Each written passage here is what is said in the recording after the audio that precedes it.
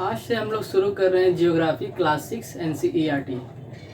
आज हम लोग फर्स्ट चैप्टर पढ़ेंगे जिसका नाम है सौरमंडल में पृथ्वी।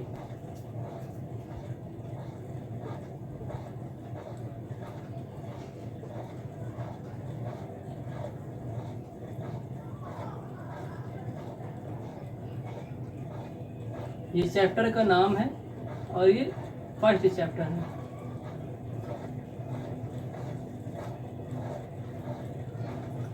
ज्योग्राफी की परिभाषा मैंने पहले ही से लिख ली थी ताकि समय कम लगे, इसको मैं समझा दे रहा हूँ। ज्योग्राफी एक अंग्रेजी शब्द है। यह ग्रीक भाषा से लिया गया शब्द है जिसका अर्थ है पृथ्वी का विवरण। यह दो ग्रीक शब्दों से मिलकर बना है। यही परिभाषा आपको लिखनी है, नोट्स बनाइए, साथ में लिखते जाइए और अलग से कुछ बुक से मत लिखिएगा, बस इतना आपके लिए बहुत है। ये जो परिभाषा बता रहा हूँ मैं, जो लिखा हूँ, ये आपकी क्लास के अकॉर्डिंग है, क्लास 6 के अकॉर्डिंग है और अलग बुक से मैंने इसका परिभाषा नहीं लिया है। अभी आप लोग ये जानिए, जब आपको और ज़रूरत होगी तो आप लोग बाद में और जानिएगा। ज्योग्राफी एक अंग्रेजी शब्द है। यह ग्रीक भाषा से लिया गया शब्द है जिसका अर्थ है पृथ्वी का विवरण। यह दो ग्रीक शब्दों से मिलकर बना है। थोड़ा समझा दे रहा हूँ इसको मैं।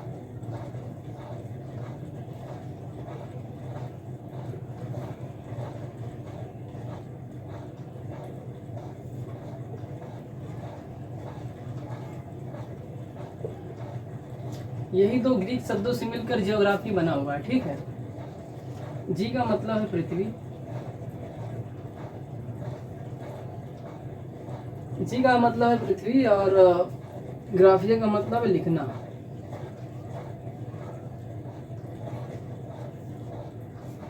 यानी पृथ्वी के बारे में लिखना।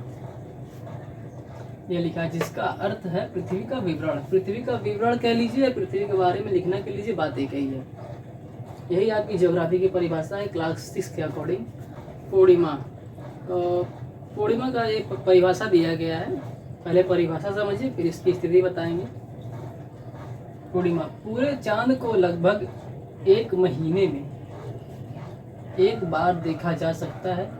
यह पूर्ण चंद्रमा वाली रात या पूर्णिमा होती है। जिस रात को चंद्रमा पूरा दिखाई देता है उसे पूर्णिमा कहते हैं। अब इसकी स्थिति को जानेंगे। ये हमारा सूर्य है,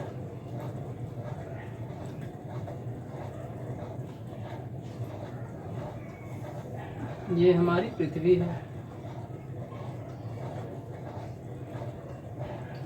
ये हमारा चंद्रमा है।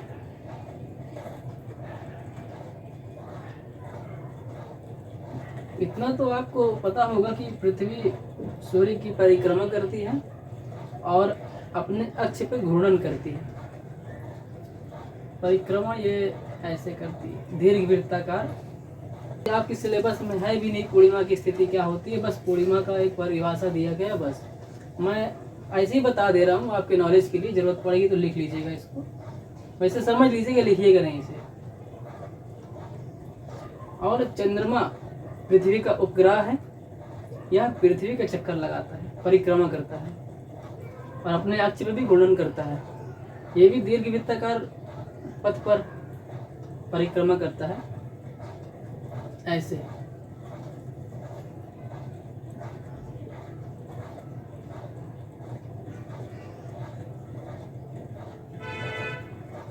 जब पृथ्वी की स्थिति यहाँ पे होती है और चंद्रमा की स्थिति यहाँ पे होती है, जब सूर्य और चंद्रमा के बीच में पृथ्वी आ जाती है तो इस अवस्था को हम पूर्णिमा कहते हैं। बस अभी कक्षा 6 की NCERT के अनुसार आप लोग इतना ही समझिए, जो कि ये है, ये आपके सिलेबस में इतना था भी नहीं। आपकी सिलेबस में बस इतना है। ये पूर्णिमा क्या है, इसकी परिभाषा दे दिया गया है। पूरे चांद को लगभग एक महीने में एक बार देखा जा सकता है या पूरे चंद्रमा वाली रात या पूर्णिमा होती है। ये तो आपकी समझने के लिए भी दिया भी नहीं गया आपकी किताब में कक्षा 6 में, बस मैं ऐसे ही बता दे रहा हूँ, आप ध्यान रखिएगा। पूर्णिमा यही स्थिति होती है पूर्णिमा की। अमावस्या के बारे में जानेंगे। पहले इसकी परिभाषा जानेंगे, फिर इसकी स्थिति जानेंगे क्या होती है। अमावस्या 15 दिन के बाद चंद्रमा को नहीं देख सकते हैं। यह नए चंद्रमा की रात्रि या अमावस्या होती है। इसकी स्थिति जानेंगे। पहले इसका मतलब बता दे रहा हूँ कि नया चंद्रमा क्यों कहते हैं, न्यू मून क्यों कहते हैं। नया चंद्रमा इसलिए कहते हैं क्योंकि 15 दिन के बाद यह दिखाई नहीं देता है, और जब दिखाई नहीं देता है तो उस रात को न्यू मून की रात्रि इसलिए कहते हैं क्योंकि अगले दिन से फिर आपको चंद्रमा दिखाई देने लगेगा। ठीक है, फिर उसके बाद 15 दिन में अमावस्या आएगी, फिर ऐसे ही चक्र चलता रहेगा। क्योंकि आपको मैंने बता चुका है कि पृथ्वी है, ये सूर्य है, और ये सूर्य है,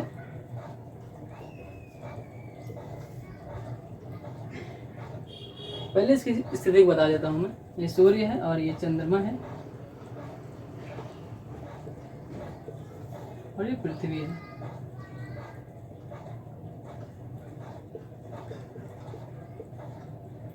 जैसा कि आपको मैंने पूर्णिमा में भी बताया था कि ये सूर्य का चक्कर पृथ्वी लगाती है और चंद्रमा पृथ्वी का चक्कर लगाता है।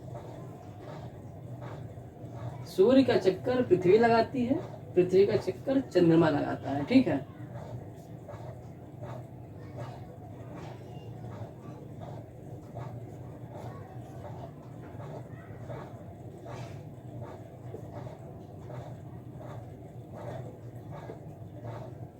ये अमावस्या की अवस्था है। अब आप लोग कहेंगे कि चंद्रमा तो पृथ्वी से दिखाई दे रहा है, पर ऐसा नहीं है। जब सूर्य की किरणें चंद्रमा पर पड़ रही है तो ये केवल इतने ही भाग पे पड़ रही है, आगे की साइड पे। जैसे कि मैं खड़ा हूँ सामने, आप लोग मेरा केवल आगे का हिस्सा देख पा रहे हैं अभी। हाँ, पीछे का तो देख नहीं पा रहे हैं। अगर मैं पीछे होऊंगा तब आप पीछे का देखेंगे, लेकिन अभी आप मेरे केवल आगे का हिस्सा देख पा रहे हैं। वैसे ही सूर्य की किरण केवल आगे के हिस्से पड़ रही है, इधर नहीं पड़ रही चंद्रमा के। ठीक है, और आप कह रहे हैं, आप कहेंगे फिर भी तो पृथ्वी से चंद्रमा दिखाई दे रहा है। देखिए कैसे नहीं दिखाई दे रहा है। हम लोग साइंस में पढ़ेंगे एनसीईआरटी में कि किसी ऑब्जेक्ट पे जब प्रकाश लाइट पड़ता है तभी वो ऑब्जेक्ट दिखाई देता है।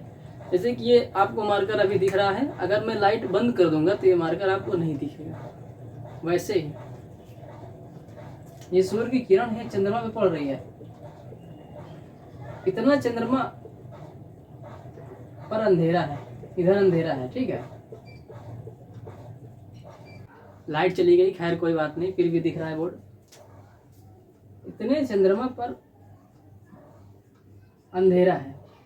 तो मैंने भी क्या बताया था कि जितने हिस्से पे लाइट पड़ेगी उतना हिस्सा दिखेगा, जितने हिस्से पर लाइट नहीं पड़ेगी उतना हिस्सा नहीं दिखेगा। तो वैसे ही पृथ्वी से देखने पर इतना हिस्सा हमें नहीं दिखता है। तो इसमें परिभाषा में दिया क्या गया है, 15 दिन के बाद चंद्रमा को नहीं देख सकते हैं, या नए चंद्रमा की रात्रि, या नए चंद्रमा की रात्रि अमावस्या होती है। तो ये आपकी अमावस्या की स्थिति है।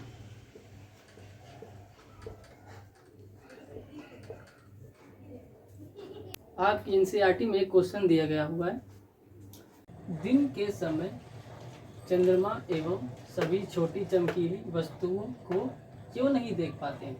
इसका आंसर है, सूर्य के अत्यधिक तेज प्रकाश के कारण रात में चमकने वाली वस्तुओं को दिन में नहीं देख पाते हैं। इसको आप नोट कर लीजिए और समझाता हूँ कि दिन में हम क्यों नहीं देख पाते हैं।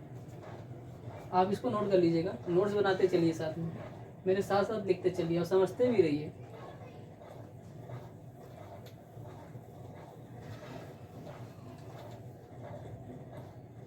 आपकी एनसीईआरटी में एक एग्जाम्पल दिया गया है,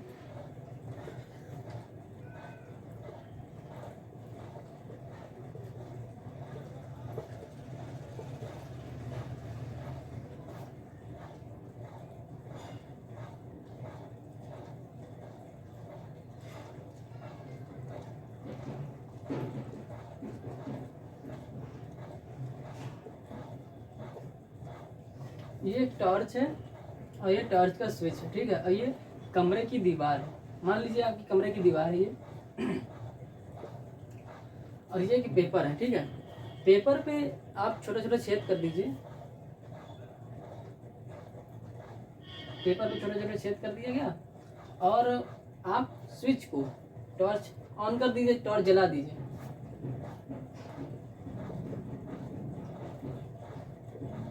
स्विच ऑन कर दिए तो इसकी जो किरण है, ठीक है, किरण जो है, जो कागज का हम लोग छेद किए थे उस छेद से दीवार पे जाएगी और कमरे में आप लाइट अपनी बंद कर दीजिए, अंधेरा कर दीजिए और जो छेद है हमको इस छेद से किरण जाएगी और कमरे में छोटे छोटे हमें लाइट दिखेंगे, तारे तारे के जैसा चमकेंगे, ठीक है, चमकेंगे। और अंधेरा आप जैसे कमरे में अंधेरा कर देंगे तभी चमकेगा, और जैसे ही आप कमरे की स्विच ऑन करेंगे तुरंत ये दिखना बंद हो जाएगा। ऑफ करेंगे फिर से दिखने लगेगा, ऑन करेंगे फिर से दिखना बंद हो जाएगा। वैसे ही दिन के समय चंद्रमा एवं सभी छोटी चमकीली वस्तुओं को हम नहीं देख पाते हैं सूर्य के अत्यधिक तेज प्रकाश के कारण, ठीक है, समझ में आ गया होगा।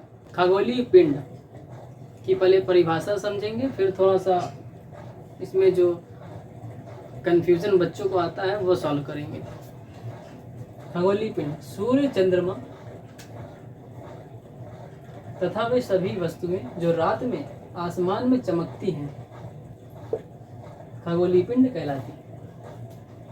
अब कुछ बच्चे के दिमाग में ये आया होगा कि सूर्य रात में क्यों चमकेगा, चंद्रमा तो हाँ रात में चमकता है, सूर्य रात में क्यों चमकेगा। अरे क्या भाई, रात में सूर्य क्या गायब हो जाता है क्या, गायब फिर दिन में आ जाता है, ऐसा नहीं है। पृथ्वी पे दिन और रात पृथ्वी के घूर्णन के कारण होता है। समझा देता हूँ।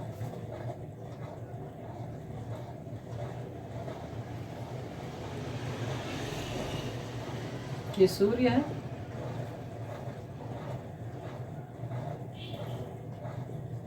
ये पृथ्वी है। जब ये सूर्य की किरणें हैं, जब पृथ्वी का इतना हिस्सा सूर्य के सामने होता है तो इतने हिस्से पे इतने हिस्से पे दिन होता है। इतना हिस्सा मैंने आपको बताया था कि साइंस में एक चैप्टर है आपके, मुझे याद नहीं आ रहा किस क्लास में है, पर साइंस में एक चैप्टर है, उसमें परिभाषा दी गई है कि कोई वस्तु हमें कब दिखाई देती है। कोई वस्तु हमें तब दिखाई देती है जब उस पर लाइट पड़ती है, ठीक है। अगर उस पर लाइट नहीं पड़ेगी तो वह वस्तु हमें दिखाई नहीं देगी। तो बात यहाँ दिखाई या दिखाई न देने की नहीं हो रही है, बात यहाँ पे दिन और रात की हो रही है। सूर्य पर जब सूर्य की किरणें जब पृथ्वी पर पड़ती हैं तो इतने हिस्से पे पड़ती हैं, इतने हिस्से पे नहीं पड़ती, इतने हिस्से पे पड़ती हैं। जितने में पड़ती हैं उतने में दिन होता है, जितने में नहीं पड़ती उतने में रात होता है। तो बस रात में सूर्य, चंद्रमा तथा वे सभी वस्तुएं जो रात में आसमान में चमकती हैं खगोलीय पिंड कहलाती हैं। अब आप तो कहेंगे रात में सूर्य तो दिखता नहीं है। अरे सूर्य रात में नहीं दिखता, पर बात यहाँ खगोलीय पिंड की हो रही है, एक परिभाषा की हो रही है। तो बस एक परिभाषा दिया जा रहा है कि सूर्य, चंद्रमा तथा वे सभी वस्तुएं जो रात में आसमान में चमकती है खगोलीय पिंड कहलाती हैं। भाई यहाँ पे दिन है, यहाँ पे रात है। अब क्या रात वालों के लिए अलग से परिभाषा बनाएंगे खगोलीय पिंड की, या दिन वालों के लिए अलग से? ये परिभाषा दिया जा रहा है, ये यूनिवर्सल परिभाषा है, ठीक है। तारा की परिभाषा जानते हैं, ऐसे खगोलीय पिंड जो गैसों से बने होते हैं, गैसों से बने होते हैं और जिनके पास स्वयं का ऊष्मा तथा प्रकाश होता है। एग्जाम्पल में सूर्य ले सकते हैं आप। सूर्य भी एक तारा है परिभाषा के अनुसार। सूर्य के पास खुद का ऊष्मा तथा प्रकाश होता है और पृथ्वी सूर्य के प्रकाश से प्रकाशित होती है और सूर्य के ऊष्मा से उष्मित होती है, ठीक है। नक्षत्र मंडल का परिभाषा जानेंगे, फिर कुछ सप्तऋषि के बारे में, एक सप्तऋषि के बारे में जानेंगे और बिग बियर के बारे में थोड़ा बहुत बताएंगे, जो कि आपके सिलेबस में है नहीं, बस उसका एग्जाम्पल दिया गया है, थोड़ा सा फिर भी मैं बता दूंगा। नक्षत्र मंडल की परिभाषा यह है, तारों के विभिन्न समूहों द्वारा बनाई गई आकृति को नक्षत्र मंडल कहते हैं। अर्सा मेजर या बिग बियर इसी प्रकार का एक नक्षत्र मंडल है। सप्तऋषि, सप्त मतलब 7, ऋषि मतलब संत, यह 7 तारों का एक समूह है जो कि नक्षत्र मंडल अर्सा मेजर का एक भाग है। सप्तऋषि के बारे में अभी ध्रुव तारा जब टॉपिक है तब बताएंगे, पहले आप क्या है कि बिग बियर के बारे में बताता हूँ। पहले तारों की विभिन्न समूहों द्वारा बनाई गई आकृति को नक्षत्र मंडल कहते हैं। जब आप पहले बचपन में या अभी भी रात में सोते होंगे छत पे, तो ऊपर देखते होंगे कि तारे कई प्रकार की आकृतियाँ बना रहे हैं। कुछ भी आकृति बना लीजिए कि कटोरी बना दिए, गोला बना दिए, चौकोर बना दिए, तो वैसे ही अर्सा मेजर या बिग बियर भी एक प्रकार की आकृति है जो कई तारों समूहों द्वारा मिलकर बने गए हैं। ठीक है, तारों की विभिन्न समूहों द्वारा बनाई गई आकृति को नक्षत्र मंडल कहते हैं। बिग बियर मतलब बड़ा भालू। आसमान में तारों द्वारा बनाए गए विभिन्न आकृतियों से, कई सप्तऋषियों से एक बिग बियर बनता है, बड़ा भालू बनता है, जो कि अभी आपके सिलेबस में है नहीं। भालू की आकृति तो आप जानते ही होंगे, देख लीजिए, देखते ही होंगे कई बार पिक्चरों में या टीवी में कई बार। तो बड़ा भालू आसमान में तारों से बना हुआ दिखाई देता है। ठीक है, सप्तऋषि के बारे में अगला टॉपिक है ध्रुव तारा, उसमें पढ़ेंगे ध्रुव तारा। पहले ध्रुव तारा की परिभाषा जानेंगे, फिर मैं बताऊंगा क्या होता है ध्रुव तारा। प्राचीन समय में लोग रात में दिशा का निर्धारण तारों की सहायता से करते थे। उत्तरी तारा उत्तर की दिशा को बताता है, इसे ध्रुव तारा भी कहा जाता है। ध्रुव तारा की कुछ 2 विशेषताएं हैं। यह आसमान में हमेशा एक ही स्थान पर रहता है और सप्तऋषि की सहायता से हम ध्रुव तारा की स्थिति को जान सकते हैं। प्राचीन समय यानी जब कंपास, दिशा सूचक जब नहीं हुआ करता था, तब लोग, खैर दिन में तो सूर्य के हिसाब से लोग दिशा का निर्धारण किया करते थे, पर रात में तारों की सहायता से किया करते थे प्राचीन समय में। वो कैसे? जैसा कि परिभाषा में दिया गया, प्राचीन समय में लोग रात में दिशा का निर्धारण तारों की सहायता से करते थे। उत्तरी तारा उत्तर की दिशा को बताता है, इसे ध्रुव तारा भी कहा जाता है। यह आसमान में हमेशा एक ही स्थान पर रहता है। सप्तऋषि की सहायता से हम ध्रुव तारा की स्थिति को जान सकते हैं। अब जानते हैं कि सप्तऋषि क्या है और ध्रुव तारा क्या है।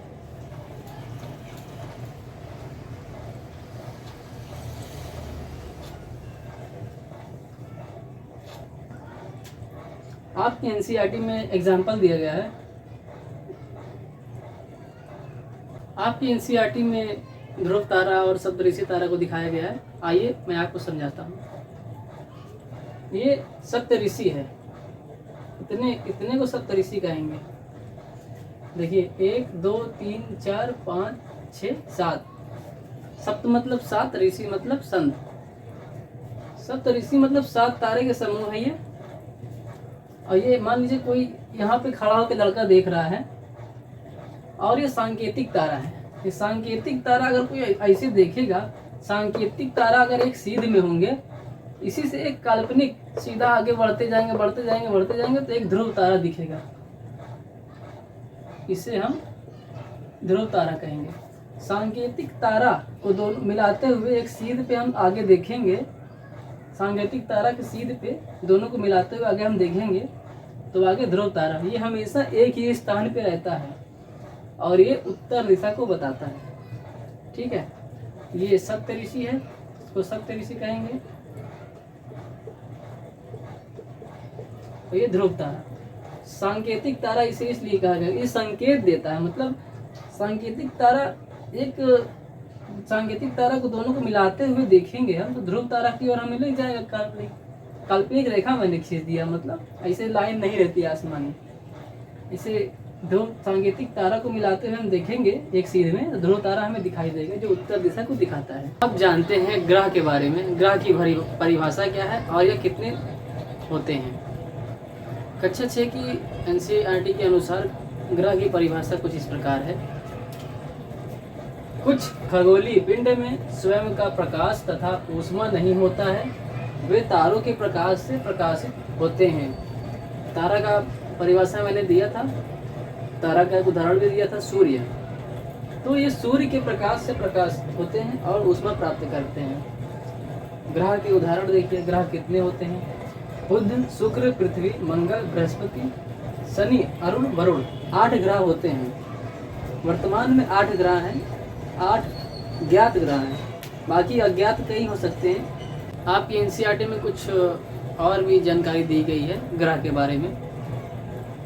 बृहस्पति, शनि तथा अरुण के चारों ओर छल्ले हैं। छल्ले कैसे? ये बृहस्पति है, इसके चारों ओर छल्ले कुछ इस प्रकार।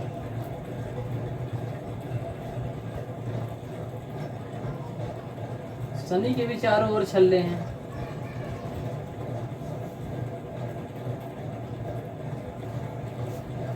और अरुण के भी चारों ओर छल्ले हैं।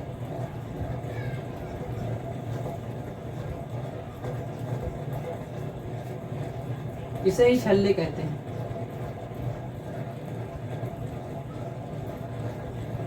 ये छल्ले असंख्य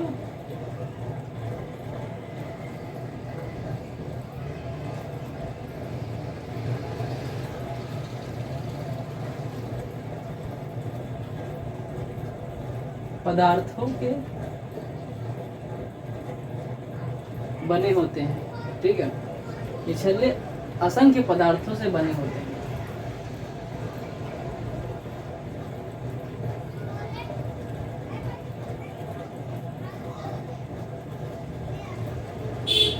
सौर मंडल कक्षा 6 की एनसीईआरटी के अनुसार सौर मंडल की परिभाषा दी गई है। सूर्य, 8 ग्रह, सूर्य के बताया, उसके बारे में तारा है, सूर्य का स्वयं प्रकाश और ऊष्मा होता है। ठीक है, 8 ग्रह के बारे में बताया। बुध, शनि, पृथ्वी, मंगल, बृहस्पति, शुक्र, अरुण, वरुण, 8 ग्रह।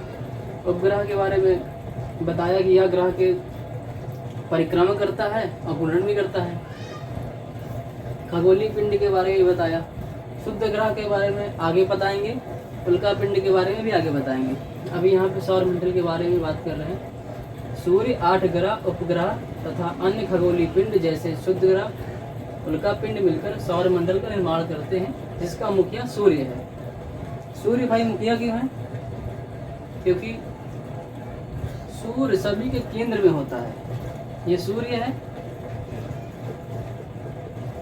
ये अन्य ग्रह हैं। ठीक है,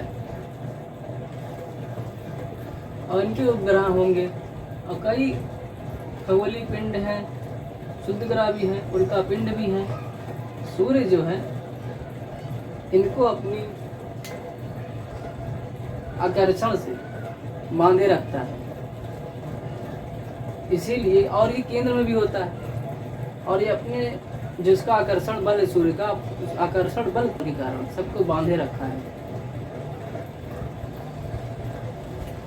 ये सूर्य को मुखिया इसलिए कहा गया है क्योंकि सूर्य केंद्र में होता है, ये ग्रह है इधर उधर, ये उनके उपग्रह हैं।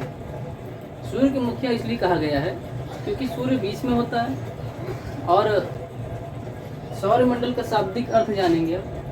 पौराणिक रोमन कहानियों में सोल सूर्य देवता को कहते थे और सौर शब्द का अर्थ सूर्य से संबंधित है, इसलिए सूर्य के परिवार को सौर मंडल कहते हैं। सौर का अर्थ हम सूर्य से लेते हैं, मंडल का अर्थ परिवार से, यानी कि सूर्य का परिवार, सूर्य के परिवार। इससे हम सूर्य का परिवार भी बोल सकते हैं, इन पूरे को सूर्य के परिवार हैं।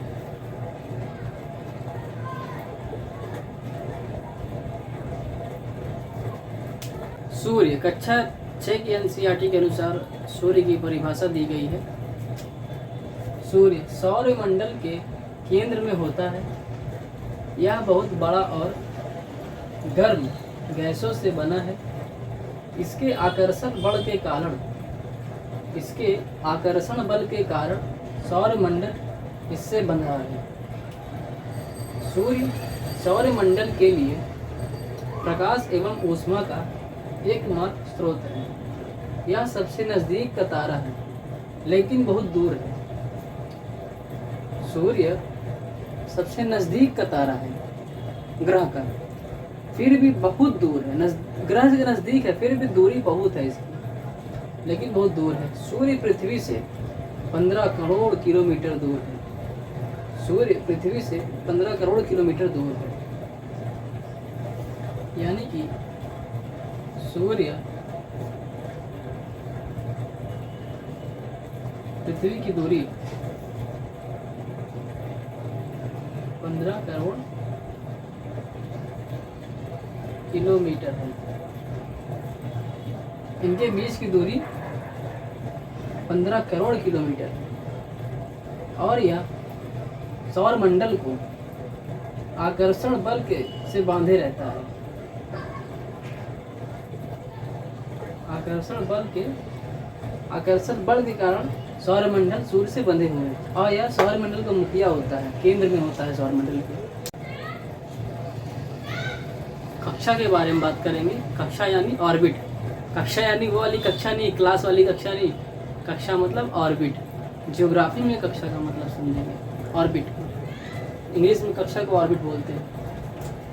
ग्रह एक निश्चित पथ पर सूर्य का चक्कर लगाते हैं।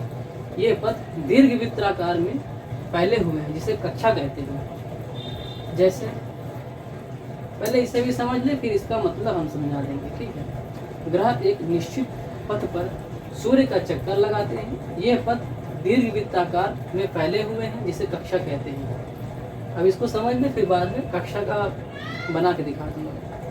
आर्यभट्ट प्राचीन भारत के प्रसिद्ध खगोल शास्त्री थे। उन्होंने कहा था कि सभी ग्रह तथा चंद्रमा परिवर्तित सूर्य के कारण चमकते हैं। अब इसका मतलब भी समझ लीजिए। सूर्य पृथ्वी है, चंद्रमा है, ठीक है।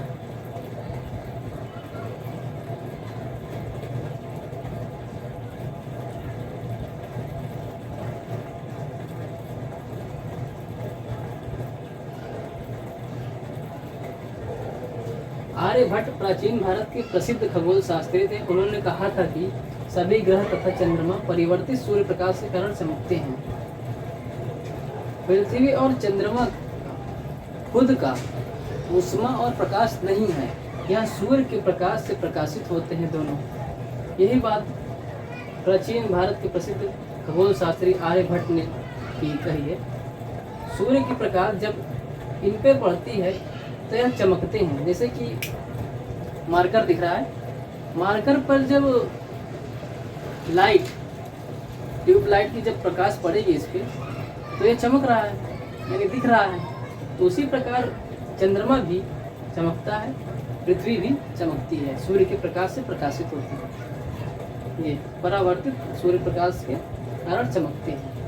अब कक्षा की बात करते हैं। ग्रह एक निश्चित पथ पर सूर्य का चक्कर लगाते हैं। पृथ्वी एक ग्रह है, यह निश्चित पथ है, मतलब कि दीर्घवृत्ताकार पथ है और निश्चित है, यानी कि कभी ऐसे कभी ऐसे कभी ऐसे नहीं, निश्चित है, यानी कि एक जैसा, नियत है, कांस्टेंट है। ग्रह एक निश्चित पथ पर चक्कर लगाते हैं, दीर्घवृत्ताकार।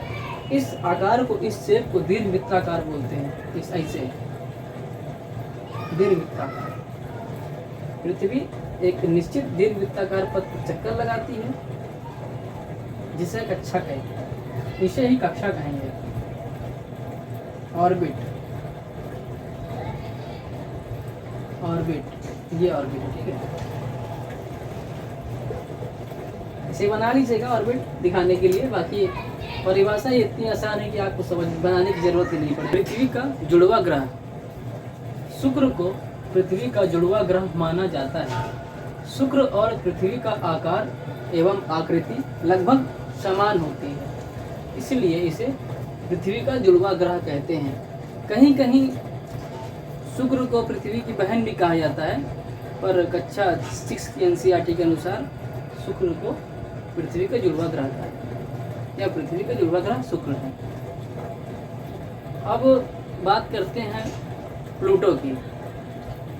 पहले 9 ग्रह हुआ करते थे पहले की परिभाषा के अनुसार।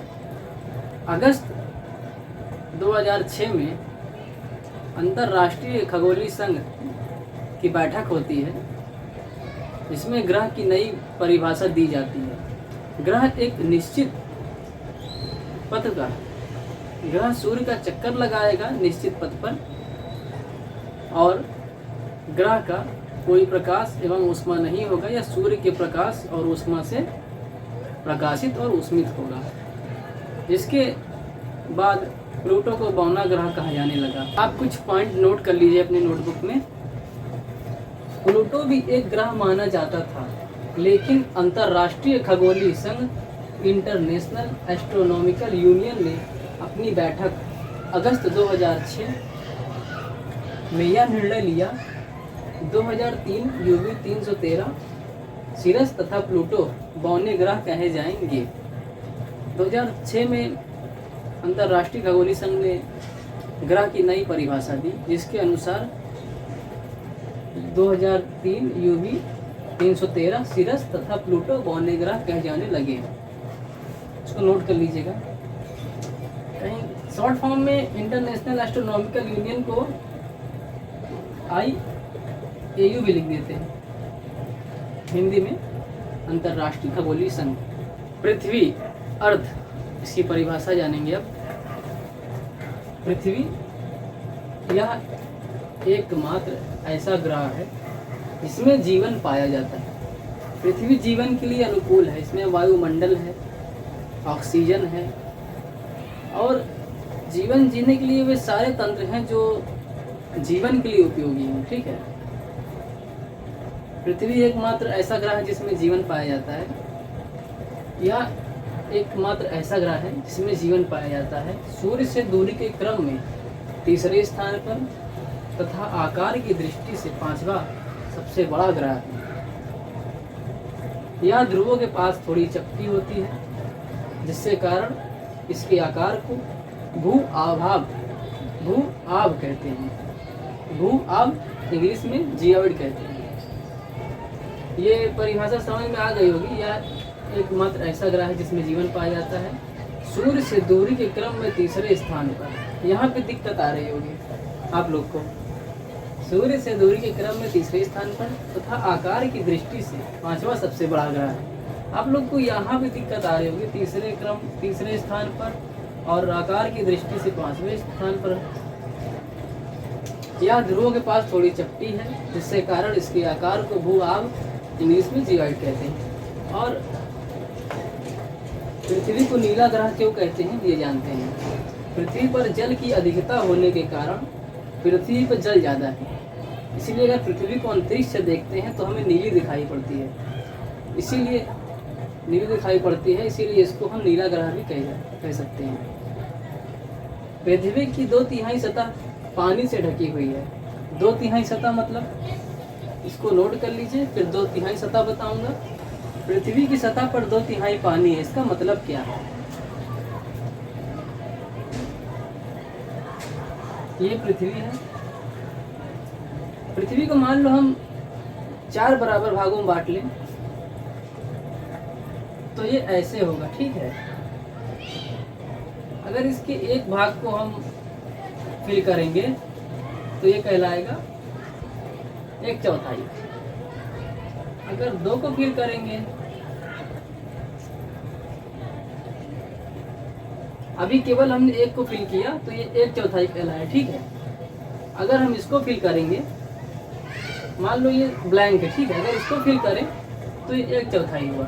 अगर दोनों को मिला दिया जाए तो ये 2/4 यानी 1/2, यानी कि पृथ्वी का आधा हमने फिल कर दिया। 1/2 को हम आधा कह सकते हैं, 0.5 आएगा, आधा ही कहते हैं। अगर हम पृथ्वी के पृथ्वी को 4 बराबर भागों में बांटते हैं, एक भाग को फिल करते हैं जिसे 1/4 कहते हैं, 2 भाग को फिल करेंगे तो इसे आधा कहते हैं, 1/2 कहते हैं। अगर दोनों मिला के देखेंगे हम, अगर इसको देख करें 1/4 आया, फिर इसको करें 1/4 आया, दोनों को जोड़ दिए 2/4 आया, कट के 1/2 हो गया, आधा हिस्सा, यानी पृथ्वी का आधा हिस्सा भर दिया हमने। 3 भर देंगे तो यह हो गया 1/4, 2/4 प्लस 1/2 यानी कि 3/4। पृथ्वी का भी एक हिस्सा ब्लैंक, हमने 3 भरा, 3/4। समझ में आ रहा है?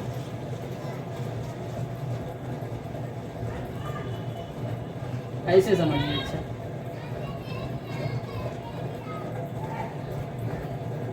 हमने पृथ्वी को 4 बराबर भागों में बांट लिया, ठीक है, 4 बराबर भागों में बांट लिया। एक 4 बराबर भागों में बांटे इसीलिए हमने बटे में 4 लिया है, ठीक है। 3 में बांटते हैं तो बटे में 3 लेते हैं, 2 में बांटते हैं बटे में 2 लेते हैं, ठीक है। 6 में बांटते हैं बटे में 6 लेते हैं, पर अभी हमने 4 में बांटा है तो बटे में 4 लेंगे। ये समझाने के लिए कर रहा हूँ। एक भाग फिल किया हमने तो 1/4 हुआ, ठीक है।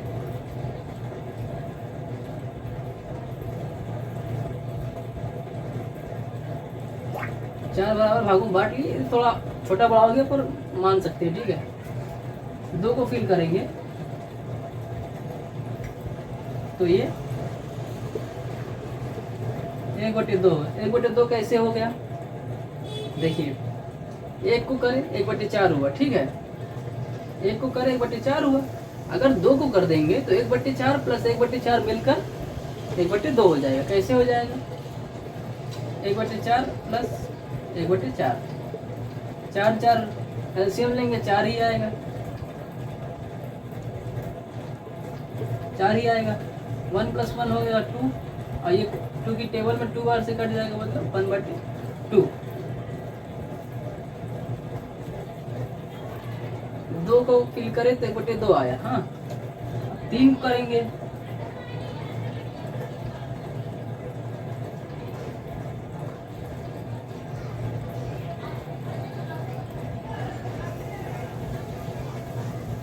तो ये 3/4 कहलाएगा।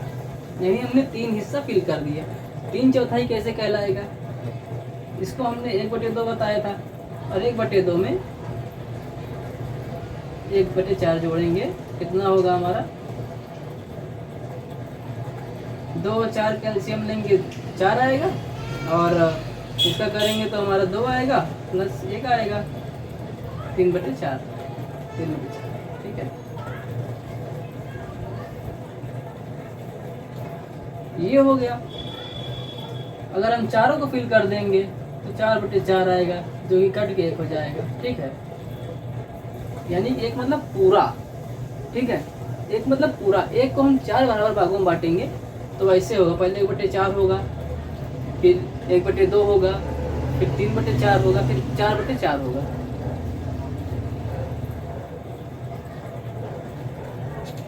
चार बराबर भागों में बांट के हमने दिखा दिया। अब हम 3 बराबर भागों में बांटेंगे पृथ्वी को। समझाने के लिए कर रहा हूँ, पहले 2 बराबर भागों में बांट के दिखा देता हूँ आपको। बांट दिया, 1 को फिल किया, 2 बराबर भागों में बांटा इसलिए बट्टे में 2 आएगा, 1 फिल किया इसलिए ऊपर 1 आया, मतलब 1.5 यानी आधा।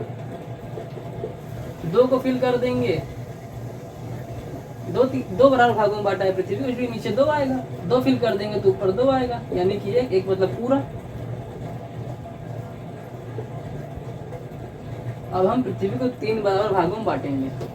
इसी से हम पता लगाएंगे 2/3 क्या होता है, ठीक है।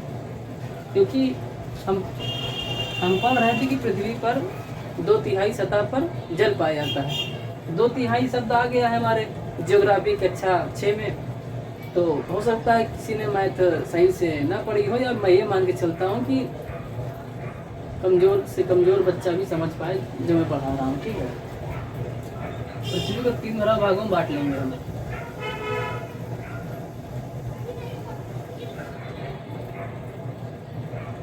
तीन भागों में बांटे इसलिए बटे में 3 आएगा। हमने अगर एक को फिल किया, एक भाग को फिल किया तो ऊपर 1 आएगा। अगर हमने 2 को फिल कर दिया तो बटे में तो नीचे 3 ही आएगा, और हमने 2 को फिल किया इसलिए ऊपर 2 आया। इसी को हम कहेंगे 2/3। समझ में आ गया होगा शायद। 1/3 है, इसको 1/3 कहेंगे।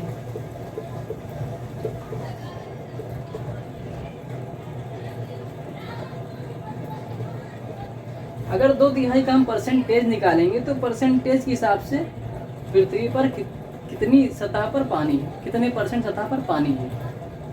2/3 है तो इसको पहले 2/3 लिख ले भैया, 2/3। अब परसेंटेज निकालना है, किसी भी संख्या का परसेंटेज, किसी भी भिन्न का अगर परसेंटेज निकालना है, इसको भिन्न बोलेंगे, तो उसको 100 से मल्टीप्लाई कर देंगे। लो भैया मल्टीप्लाई हो गया। आप क्या करें, आप सॉल्व कर लिए इसे। 100 को 2 से इंटू करेंगे तो 200 आएगा, बटे में 3 ही है, 3 लिख लेंगे इसे। अब इसको सॉल्व करेंगे तो आएगा ये 6.7%, यानी कि पृथ्वी पर 66.7% पानी है, यानी कि 2/3। प्रकाश की चाल लगभग 3 लाख किलोमीटर प्रति सेकंड, यानी कि 3 लाख किलोमीटर 1 सेकंड में। सूर्य के प्रकाश को पृथ्वी तक पहुंचने में लगभग 8 मिनट का समय लगता है। सूर्य का जब प्रकाश किरण, सूर्य की जो प्रकाश से किरण है पृथ्वी तक पहुंचने में 8 मिनट का समय लेती है। ठीक है, कहीं कहीं 8 मिनट 16 सेकंड है, कहीं कहीं 8 मिनट 3 सेकंड मिलता है। पर हम कक्षा 6 की एनसीईआरटी पढ़ रहे हैं, कक्षा 6 की एनसीईआरटी के अनुसार लगभग 8 मिनट लगता है। ठीक है, लगभग लिख दिए, ठीक है, सही है, करेक्ट 8 मिनट, लगभग 8 मिनट लगता है। ठीक है, चंद्रमा के बारे में जानेंगे। पृथ्वी का केवल एक उपग्रह है जिसे चंद्रमा कहते हैं। पृथ्वी का केवल एकमात्र प्राकृतिक उपग्रह है। अगर ऐसे भी लिखेंगे तब भी ठीक है, अगर पृथ्वी का केवल एक उपग्रह लिख देंगे तब भी ठीक है। चंद्रमा का व्यास पृथ्वी के व्यास का केवल 1/4 है। व्यास क्या होता है, ये सर्कल है,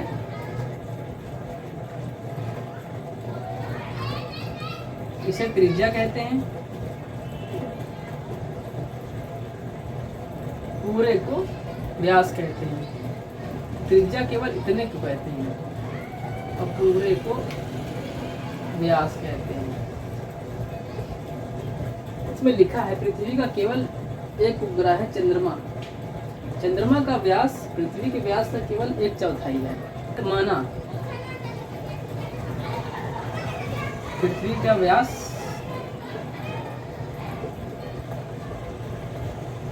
16 है। ठीक है, चंद्रमा का व्यास कितना होगा, 16/4, यानी कि 4। समझ में आया, 1 आ गया, यानी कि 4 बराबर भागों में बांट लिया जाए, 1 2 3, 1 2 3 4, तो 1 हिस्सा, यानी 1/4, 1/4 इसे कहते हैं। और हाँ, नील आर्मस्ट्रांग ने 20 जुलाई 1969 को सबसे पहले चंद्रमा की सतह पर कदम रखा। ये अमेरिकी थे, नील आर्मस्ट्रांग अमेरिकी थे। 20 जुलाई 1969 को चंद्रमा की सतह पर पहला कदम रखा था इन्होंने। कुछ मानव निर्मित उपग्रह हैं जिनके नाम एनसीईआरटी क्लास 6 में दिया गया है, इनसेट, IRS और एडुसेट, और भी कई हैं। चंद्रमा का घूर्णन काल और चंद्रमा का परिक्रमण काल जानेंगे।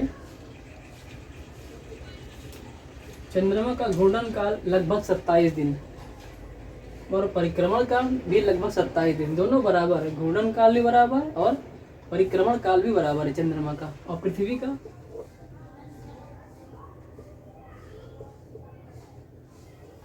पृथ्वी का घूर्णन काल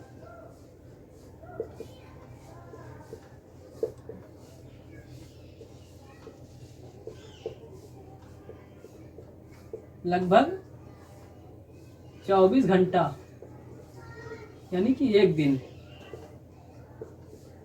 और पृथ्वी का परिक्रमण काल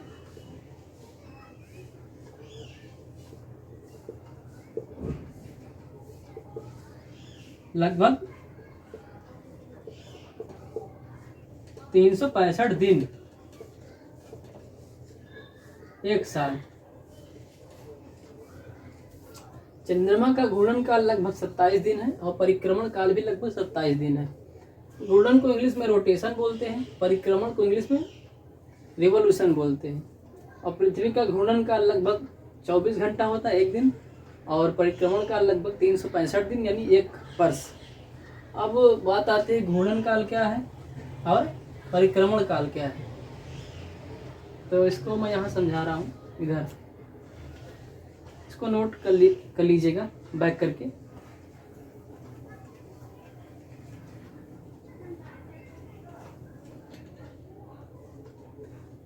जैसे कोई 3 डायमेंशनल ऑब्जेक्ट है, जो मान लीजिए लट्टू है। जैसे लट्टू तो देखे ही होंगे आप लोग।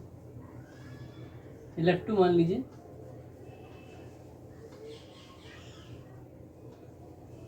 ये लट्टू है और ये घूम रहा है, ठीक है, ये घूम रहा है लट्टू।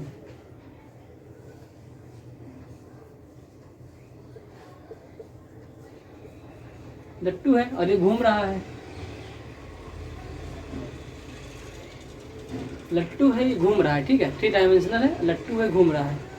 और घूम रहा है ये अपनी जगह पे ही खड़ा होकर घूम रहा है, ऐसे ऐसे, कुछ ऐसे ऐसे अपनी जगह पे ही खड़ा होकर घूम रहा है, ऐसे ऐसे ऐसे ऐसे। लट्टू अपनी जगह पे ऐसे खड़ा होकर घूम रहा है। मान लीजिए काल्पनिक एक हम अक्ष बना लेते हैं, इसी अक्ष पे ये घूम रहा है, ठीक है, इधर भी नहीं जा रहा ना इधर जा रहा है, ये घूम रहा है अपने अक्ष पे। मान लीजिए कोई भी वस्तु, 3 डायमेंशनल वस्तु अपने अक्ष पर अगर घूमती है तो उसे घूर्णन कहते हैं। चंद्रमा है, अगर अपने अक्ष पर घूमता है तो उसे घूर्णन कहेंगे। पृथ्वी है, वो अपने अक्ष पर घूमेगी तो उसे घूर्णन कहेंगे। अब परिक्रमण क्या है? परिक्रमा क्या होता है? ये सूर्य है, ये पृथ्वी है। मान लीजिए कि ये पृथ्वी है, ये टेप पृथ्वी है और ये सूर्य है।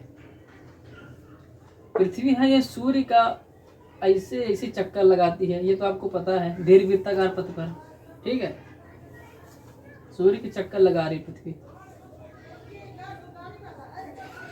इसको परिक्रमा कहते हैं। पृथ्वी सूर्य की परिक्रमा कर रही है। तो ऐसे ही चंद्रमा भी परिक्रमा करता है पृथ्वी की। ये चंद्रमा है, अब मान लीजिए ये पृथ्वी है,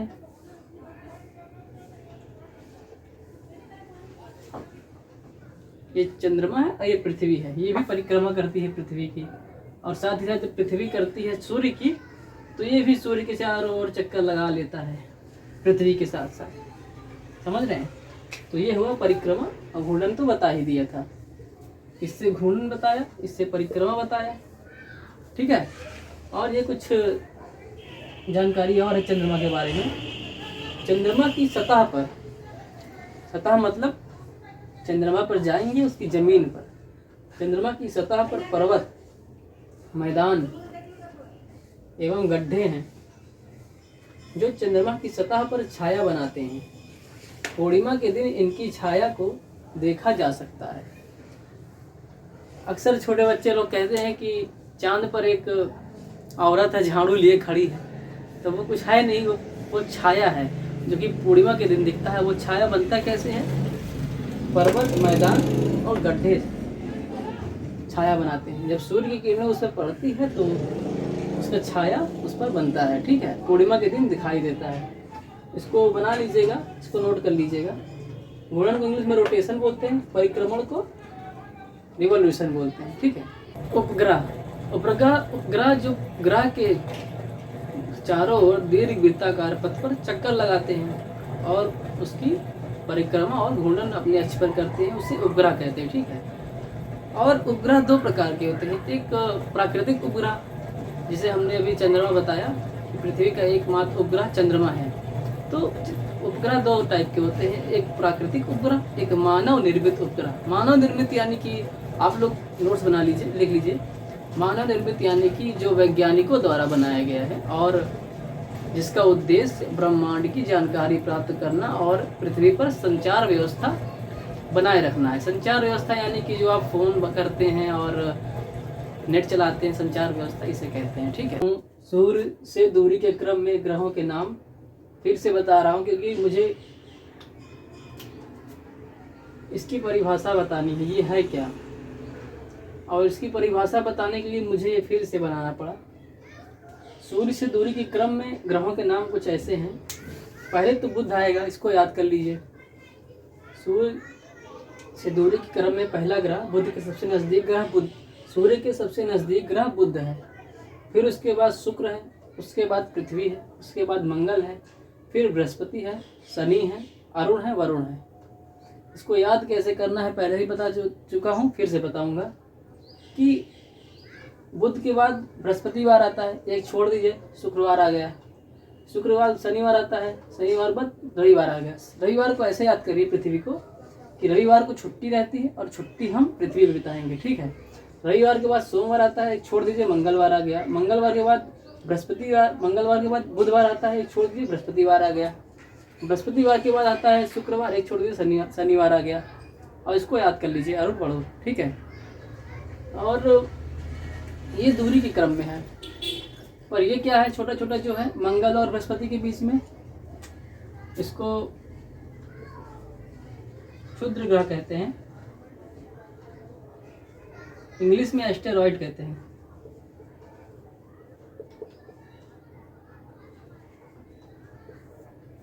एस्टेरॉइड्स इंग्लिश में, हिंदी में क्षुद्र ग्रह। ये मंगल और बृहस्पति के बीच में पाए जाते हैं। इनके बारे में आप कुछ नोट कर लीजिएगा, क्षुद्र ग्रह के बारे में। ये मंगल और बृहस्पति के बीच में पाए जाते हैं। इनकी संख्या करोड़ों में होती है और यह सूर्य के चारों ओर परिक्रमा करते हैं। सूर्य के चारों ओर परिक्रमा करते हैं और ये करोड़ों वर्ष पहले ग्रह पे विस्फोट हुआ, जो कि ये सब टूट के अलग हो गए और इन्हें ही क्षुद्र ग्रह कहते हैं। ये असंख्य हैं, करोड़ों की संख्या में है। ये हो गया। और आप लोग ऐसे याद करिएगा कि क्षुद्र ग्रह के पहले के इनको बुध, शुक्र, पृथ्वी, मंगल, और बाद को बृहस्पति, शनि, अरुण, वरुण। पहले को हम क्या कहेंगे, इनके ग्रुप को क्या कहेंगे, बुध, शुक्र, पृथ्वी, मंगल को, क्षुद्र ग्रह के पहले वाले ग्रहों को हम कहेंगे आंतरिक ग्रह।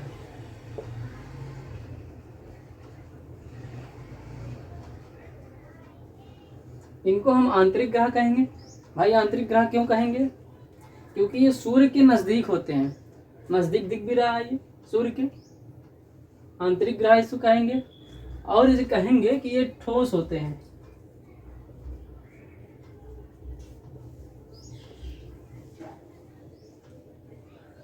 ठोस होने के साथ साथ ये गर्म भी होते हैं।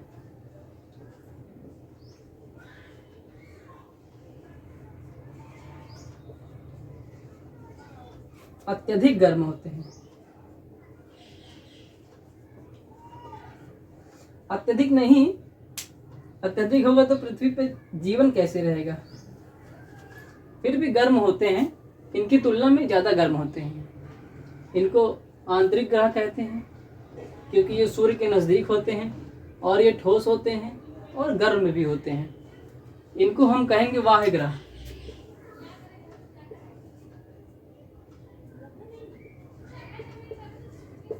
वायु ग्रह क्यों, क्षुद्र ग्रह के उधर हैं और सूर्य से दूरी पे हैं।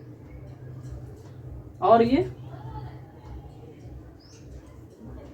वायु ग्रह है।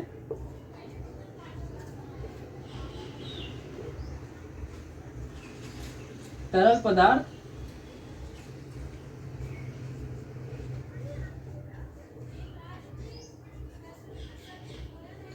पदार्थ और गैसों से बने हैं। यहाँ पे आंतरिक ग्रह की तुलना में वाह ग्रह ठंडा होता है, यानी कम गर्म होता है आंतरिक ग्रह की तुलना में, और ये सूर्य से दूरी पे, इसलिए इसे वायु ग्रह कहते हैं। ये तरल पदार्थ और गैसों से बने होते हैं और ये ठोस होते हैं, गर्म होते हैं, इनकी तुलना में ज़्यादा गर्म होते हैं, आंतरिक ग्रह कहते हैं इसे। और इसके बारे में बता दिया हूँ। अभी तो हमने ये जाना कि सूर्य से दूरी के क्रम में ग्रह की स्थिति क्या है। पहले बुध आता है, शुक्र आता है, फिर पृथ्वी, मंगल, बृहस्पति, शनि, अरुण, वरुण।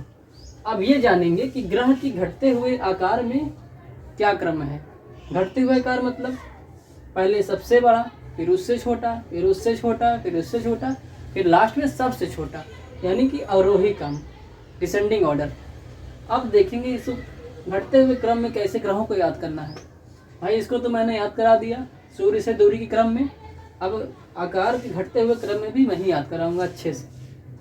आप लोग ऐसे याद करिएगा कि जो एस्टेरॉयड के बाद आते हैं, एस्टेरॉयड के बाद क्या है, बृहस्पति है, शनि है, अरुण है, वरुण है। तो आप लोग ऐसे याद करिएगा कि शुक्र ग्रह के बाद बृहस्पति है, तो ये सबसे बड़ा है, सबसे बड़ा बृहस्पति है। ठीक है, इसको लिख लिए। बृहस्पति से छोटा शनि है, अब इसको लिख लिए। ये एकदम अपने अवरोही क्रम में लगा है चारों ग्रह। सबसे बड़ा 8वें नंबर पर, पहले नंबर पर यानी बृहस्पति है, यानी सबसे बड़ा है। दूसरे नंबर पर शनि है, तीसरे पे अरुण है, चौथे पे वरुण है। पहले इसको लिखते हैं, फिर इनके बारे में बताएंगे कि 5वें नंबर पर कौन से ग्रह आएगा। पहले नंबर पर बृहस्पति है, दूसरे पर शनि है, तीसरे पे अरुण है, चौथे पे वरुण है। अब इसके बाद आते हैं इधर, इनकी बारी आ गई। यहाँ पे तो एस्टेरॉयड के बाद सब अच्छे से क्रम में था, पहले से ही अवरोही क्रम में था। एस्टेरॉयड के बाद कि बृहस्पति सबसे बड़ा है, उससे छोटा शनि है, उससे छोटा अरुण है, अरुण से छोटा वरुण है। 4 तो हो गए भाई, 4 तो हमने याद करा दिए। अब बाकी के 4 कैसे याद कराएं। आप ये याद करिएगा कि सबसे छोटा बुध है। पहले इसको लिख लेते हैं लास्ट में।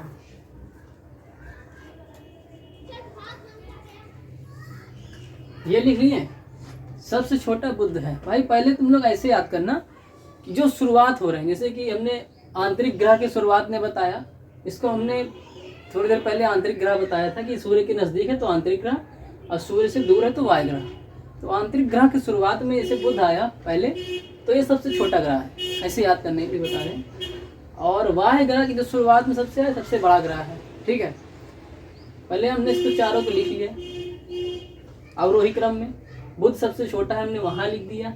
4 तो हो गया भाई, 1 2 3 4। अब 5वें नंबर पर पृथ्वी है, पृथ्वी लिख देंगे।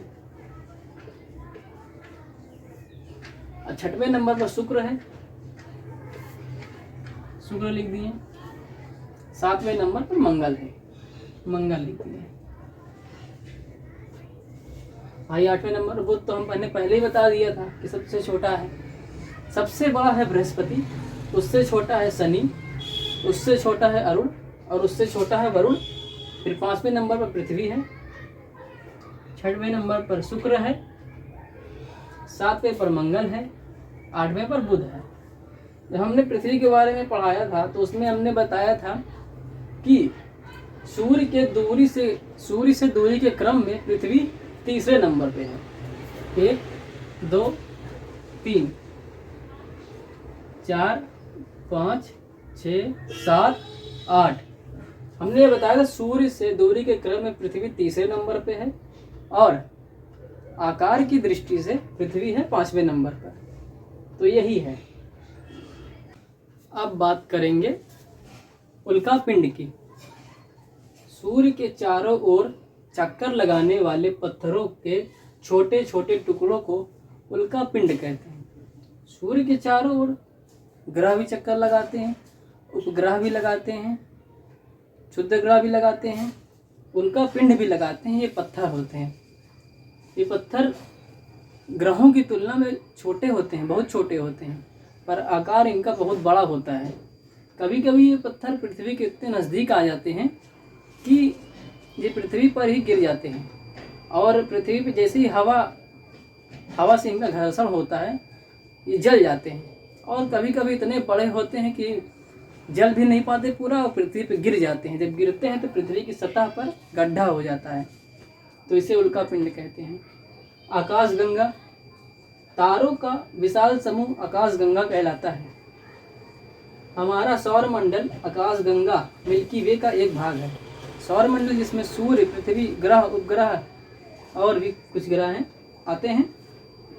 हमारा सौर मंडल आकाशगंगा का एक भाग है, और कई करोड़ों तारे मिलकर आकाशगंगा बनाते हैं। ये बहुत संख्या होती है इनकी संख्या गिनी नहीं गई अभी तक। करोड़ों तारे मिलकर आकाशगंगा निर्माण करते हैं। और इनका नाम आकाशगंगा क्यों पड़ा भाई? प्राचीन भारत में इसकी कल्पना आकाश में प्रकाश की एक बहती नदी से की गई थी। इस प्रकार इसका नाम आकाशगंगा पड़ा। यानी प्राचीन समय पे जब लोग आसमान में देखते थे तो प्रकाश, लाइट की एक बहती हुई नदी दिखाई पड़ी उनको, मतलब उनको लगता था प्राचीन समय में, तो इसीलिए वो सब आकाशगंगा, उन लोग आकाशगंगा कहते थे। अभी भी नाम है। ब्रह्मांड कहते हैं, ये परिभाषा क्या है? लाखों आकाश गंगा मिलकर ब्रह्मांड का निर्माण करती है। लाखों करोड़ों तारे से मिलकर आकाशगंगा बना, लाखों आकाशगंगा से मिलकर ब्रह्मांड बना। अब एक डायग्राम के से समझेंगे कि पृथ्वी, फिर सौरमंडल, फिर आकाशगंगा और ब्रह्मांड के बारे में एक डायग्राम बनाएंगे छोटा सा। अब डायग्राम के माध्यम से समझेंगे आकाशगंगा को, पृथ्वी को, सौरमंडल को, ब्रह्मांड को।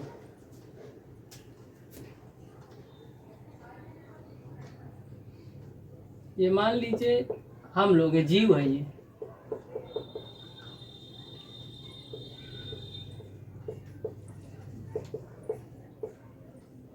जीव है। जीव मतलब जीवन, जहाँ जीवन पाया जाए। अब जीव कहाँ रहते हैं भाई? पृथ्वी एकमात्र ग्रह है जिसमें जीवन पाया जाता है, अन्य ग्रह पे तो नहीं पाया जाता। जीव पृथ्वी पर रहते हैं।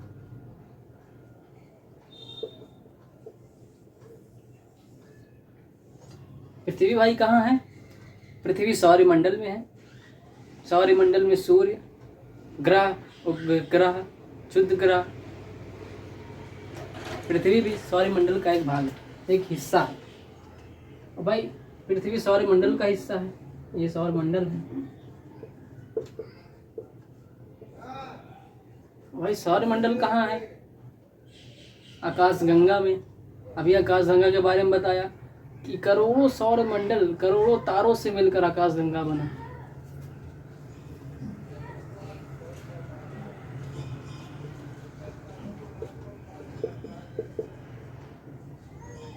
भाई सौरमंडल आकाशगंगा में है। आकाशगंगा कहाँ है? ब्रह्मांड में।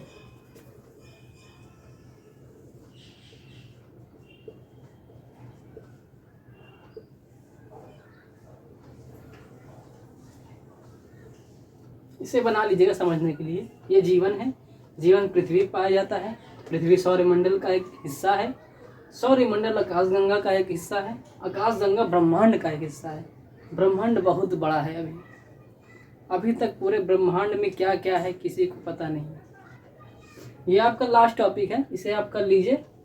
और आप लोग, आपकी क्लास 6 में अभ्यास प्रश्न है, क्वेश्चन है, उसको आप प्रैक्टिस करिए। अगर ना ही आए तो आप लोग कमेंट में बताएं कि नहीं आ रहा, तो मैं उसको भी करा दूंगा। वैसे मैंने इतना अच्छा समझाया, समझ में आपको आना चाहिए। समझ में आया होगा तो आप खुद कर लेंगे प्रश्न, उसमें कोई बड़ी बात नहीं है। अगर नहीं आएगा तो आप बताइएगा, उसके लिए अलग से बता दूंगा मैं।